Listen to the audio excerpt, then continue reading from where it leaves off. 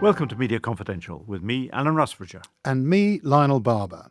Today we're joined by Greg Lukianoff. He's an attorney, New York Times best-selling author, and the president and CEO of the Foundation for Individual Rights and Expression. That's FIRE, by the way. Greg, welcome to Media Confidential. You've been in this field on the First Amendment rights and free speech for many years. You've said many good things on the subject. I'd recommend your TED Talk on free speech this year. You can watch that on YouTube. And you say in your latest book, why bother refuting your opponents when you can just take away their platform or career? And a lot of that seems to be happening under the administration of Donald Trump. There's a chilling of free speech. So would you care to, first of all, talk a little bit about the environment and why this is happening right now? Well, I've spent a lot of time, my organization, the Foundation for Individual Rights and Expression, used to focus exclusively on college campuses. So I saw a lot of the really outrageous censorship, largely but not exclusively, coming from the left side of the political spectrum. Generally, if someone gets censored from on-campus pressure, it comes from the left. But when it comes from off-campus pressure, it comes from the right. And I think of Trump as in no small part, a big part of the constant cycle of backlash from both sides. But it led to a sort of a situation that I knew how it was going to pan out, that essentially the Trump administration sort of ran on let's bring back freedom of speech. But of course, the tactics that they're using are very much, government pressure, very, very much raw power to exercise sort of retribution, primarily against three different institutions: higher ed, journalism, and law firms. And I was just trying to, right before this, I was trying to brush up on all of the incidents that we've seen the Trump administration engage in that involved using government pressure to get people to shut up. And it's impossible to actually keep up with this. There were cases that would have been, a year's worth of news a couple, 10 years ago that I'd forgotten about, for example. Well, let's take them one by one. Mm-hmm. I mean, obviously, we associate campuses and American, the top colleges, all higher education places with free speech. I mean, it's absolutely intrinsic to academic discourse. What effect do you think that President Trump has had to date? Well, definitely he's scaring them into doing reforms that they probably should have done on their own in the first place. That was a discussion I had with former Harvard president Larry Summers on my own Substack, The Eternally Radical Idea, where he has made the point that Harvard, for example, which finished dead last in our campus free speech ranking 2 years in a row, and the new one's coming out next week, by the way, needed to make some reforms, that it knew it needed to make some reforms, because you were having a record number of shout downs of speakers, for example, you had professors getting in trouble, students getting canceled. It was not good. And I always make the point that, yes, Harvard was dead last 2 years in a row, and they really earned it.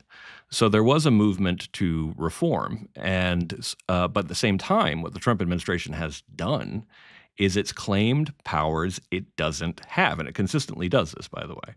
So in the process of going after Harvard, and by the way, I think Harvard was probably in relatively deep trouble because its admissions and hiring practices actually violated Students for Fair Admissions, the anti-affirmative action case that the Supreme Court handed down. And you can actually freeze federal funding if you're in violation of those laws. And they also had the issue with allowing anti-Semitic harassment in some cases, because at Harvard there was video of actual assault on students, for example. So they were in some amount of trouble. But nonetheless, when the Trump administration sent its letter to Harvard, it essentially was nationalizing Harvard. It was asking to have control over curriculum, asking to have control over hiring, all of these things that are strictly, absolutely beyond the bounds of the government to do. So even though we've been highly critical of some of these schools, particularly Harvard, we were front of the line defending Harvard in this case to make the point that that there's a process in place for this stuff. You're completely violating it, and under no circumstances can you remove all NIH funding to get National Institutes of Health. Yeah. Yes, to get the university to essentially hand over the operation of a private college to the Trump administration. So I think that some of the scariest implications, of course, is the use of research funding as a political tool and its potential downstream harm to cancer vaccines and other things that are of benefit to all Americans.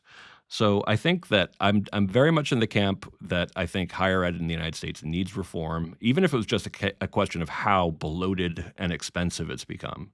It would need reform regardless. But the way the Trump administration is going about it violates law after law, and we've been fighting it tooth and nail. There are two cases that I would like you to talk about. One, I believe you're representing the person who is being sued by the president, Ann Seltzer, for a long time, one of the most respected pollsters in America, based in Iowa. Iowa traditionally the first state to hold primaries in a presidential election. And Seltzer's poll did record that Kamala Harris had a double-digit lead, a clear lead. It was a bit of an outlier compared to other polls, but it said that that Kamala Harris had a lead, and it proved to be wrong. Yes. Ann Seltzer apologized, but Trump went after her. Tell us what then happened. Yeah, and I mean, to be clear, it showed that Harris was up by 2 points in Iowa, and Trump actually won Iowa by 11 points. So she was 13 points off, which is pretty bad. But she explained the methodology she used. And, if you know how polling is done, it was a methodology that worked really well 10 years ago, but doesn't really work all that well anymore. She made sure that everybody knew the way she was measuring everything. She very much apologized and then retired after making this, big mistake. So she handled it very graciously.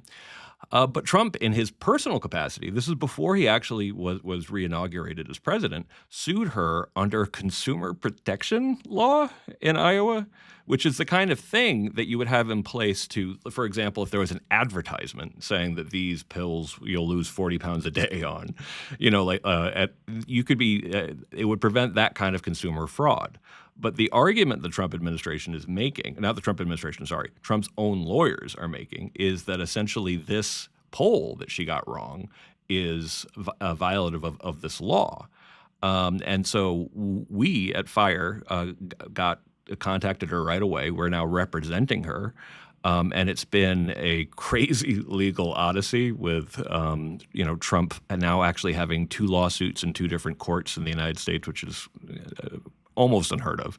It's a bizarre case that should be laughed out of court once we actually get a hearing on the merits, but we haven't gotten quite there yet. But I will say that I'm proud of the fact that of the different media institutions that have been attacked, the only one that's really still standing is the Des Moines Register and Ann Seltzer. Yeah, that published the poll. And then briefly, this other case, which is directly involving the media, which is he's suing the Pulitzer Prize Board. Yes. Now, this is the most eminent journalism set of prizes, and the board awarded the New York Times and the Washington Post, I believe, for their reporting on the 2016 campaign and Russian interference. And Trump is suing the board after they awarded those prizes. Extraordinary. Yeah, no. This is one of those ones that when I was talking about cases that would have been a year's worth of news in a different administration, this is one of them. Where the idea that you'd use a defamation lawsuit to try to pressure the Pulitzer board into never crossing you again. It's just it's something, it's unworthy, at least as far as I'm concerned, of the U.S. president. And Trump really likes defamation as a tool to coerce better behavior, as he would see it, out of the media. It's one of the reasons why he kept on saying that he wanted to, quote unquote, open up the libel laws, which leads to this absolutely perverse situation where you have conservatives arguing for overturning New York Times v. Sullivan, which is a Supreme Court case which makes it very hard to find to find for politicians in defamation cases. And we think we First Amendment people think this is an absolutely marvelous case. It protects, it gives us greater protection in the matter of politics than practically any country in the world.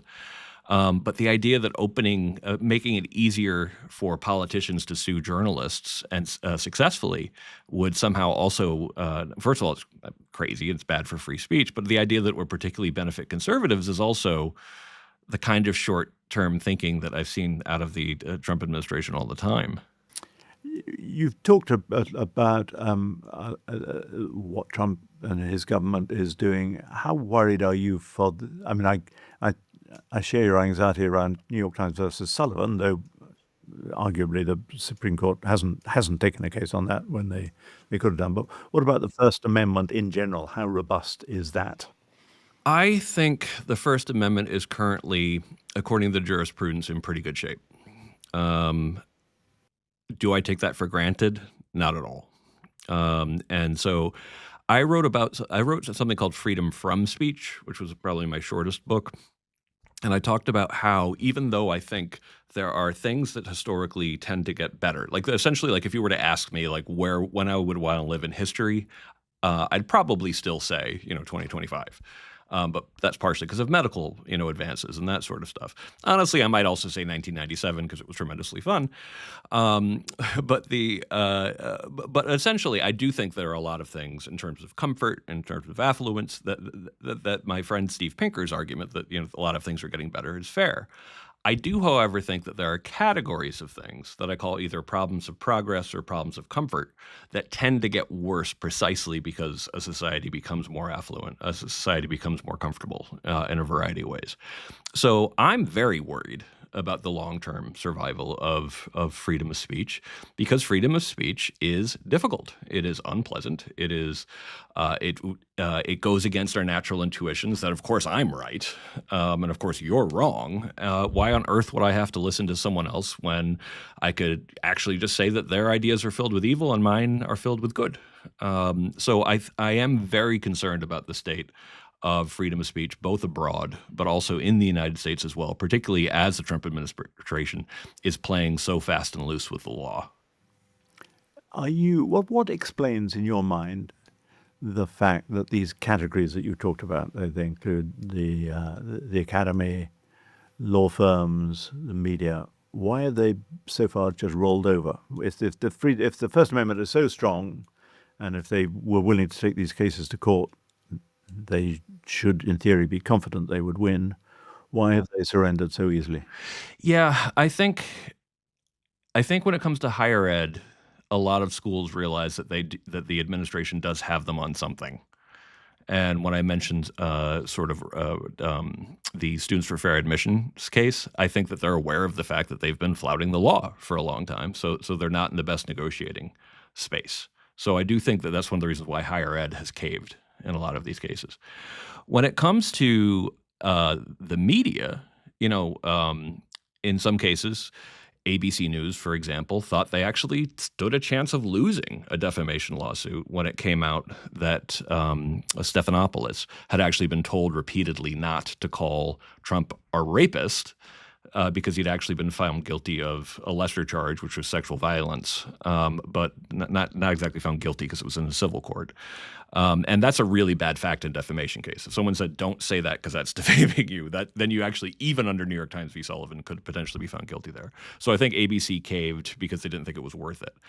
The Universal CBS situation, which was about the editing of the 60 Minutes thing, they had Paramount CBS, yeah. Paramount CBS. They had a rock solid case in that case from a First Amendment standpoint. But they wanted to do a CBS Paramount merger.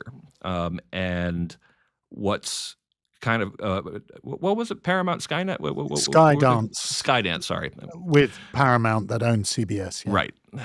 They wanted to do a merger there. And in that case, Trump was pretty clear, or at least hinting, essentially that, if you don't settle with me, your merger could be in trouble. And that's just old-fashioned, authoritarian sort of behavior. Like essentially saying, like, if you want this other thing, you gotta play ball. Is to say the least not okay. So in that case, it was a misuse. It was of government power to get them to settle in that case. Why hasn't Seltzer caved? Well, partially because we have her back, and we're not looking to get a government-approved merger. When it comes to the law firms, that's the one where I feel like they have the least excuse of all. Yes, it was completely crazy that the Trump administration tried to claim that they could not just take away their security clearances at a lot of these law firms, but also tell them that they can't enter federal buildings. Because courts are federal buildings. It's utterly insane and unheard of.